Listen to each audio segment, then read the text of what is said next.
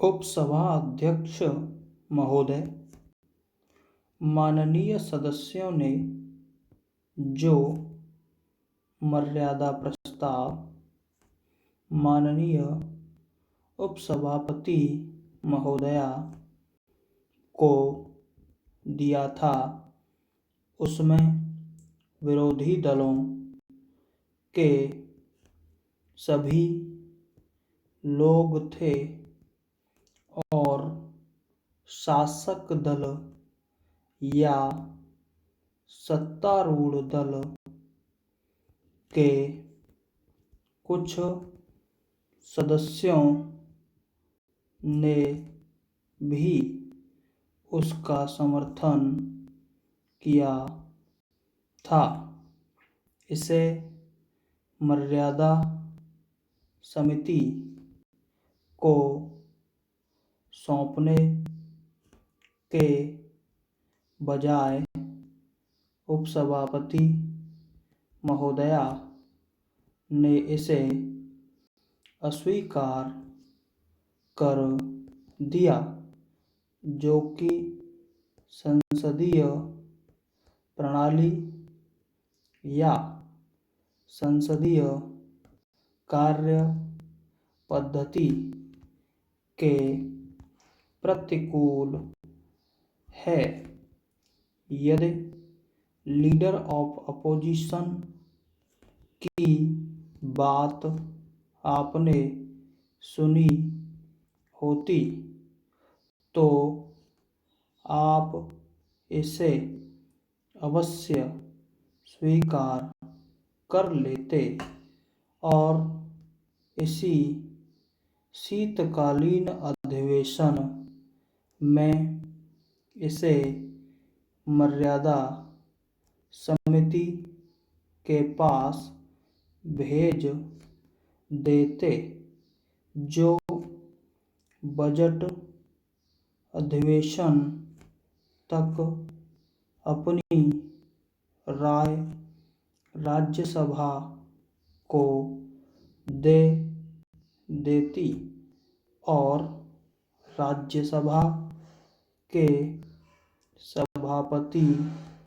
इस पर अनुकूल निर्णय ले सकते थे, लेकिन ऐसा न करके सदस्यों के संवैधानिक अधिकारों का हनन करने का प्रयास किया जा रहा है। मैं नहीं समझता कि इससे शासक दल का क्या हित होगा।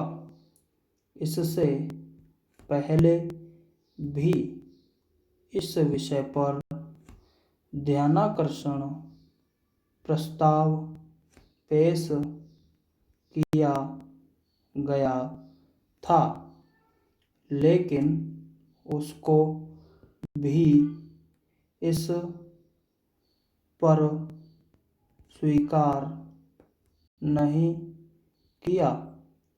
कांग्रेस संसदीय दल में भी कुछ लोगों ने इस बात को उठाया था कि लेकिन कुछ सदस्यों ने इसका विरोध किया क्योंकि वे इस मामले में फंसे हुए हैं और उनको यह डर है कि इससे उनकी प्रतिष्ठा पर आंच आएगी।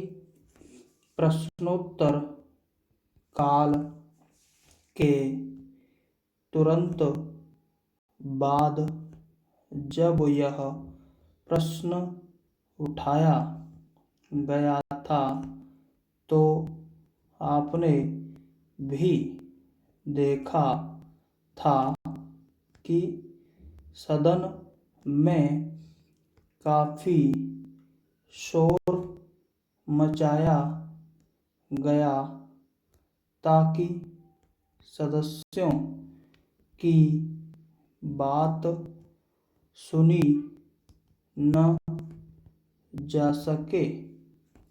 यह मामला राज्य का भले ही हो, लेकिन विधानसभा जब भंग कर दी गई है तो वहाँ पर राष्ट्रपति शासन होने से सीधी जिम्मेदारी संसद की हो गई है। इसलिए इसे आप स्वीकार करें। यदि ऐसा नहीं हुआ तो तमाम विरोधी दल के लोग इसे सरकार के प्रति अविश्वास का प्रस्ताव मानेंगे और इसके गंभीर परिणाम होंगे। श्रीमान, जैसा कि आप जानते हैं, विधान परिषद या विधानसभा की सीमाएं अपने विधान मंडल तक ही सीमित हैं। इसके बाहर जाकर यदि वे वक्तव्य देते हैं तो उनके विरुद्ध मर्यादा प्रस्ताव संसद के किसी भी सदन में लोकसभा या राज्यसभा में प्रस्तुत किया जा सकता है। चूंकि राज्यसभा भारत के राज्यों की प्रतिनिधि सभा है, इसलिए इस प्रस्ताव का राज्यसभा में प्रस्तुत किया जाना सर्वथा उचित है। अतः मेरा आपसे आग्रह है कि आप मर्यादा प्रस्ताव पर विचार करें और इसे मर्यादा समिति को सौंप दें।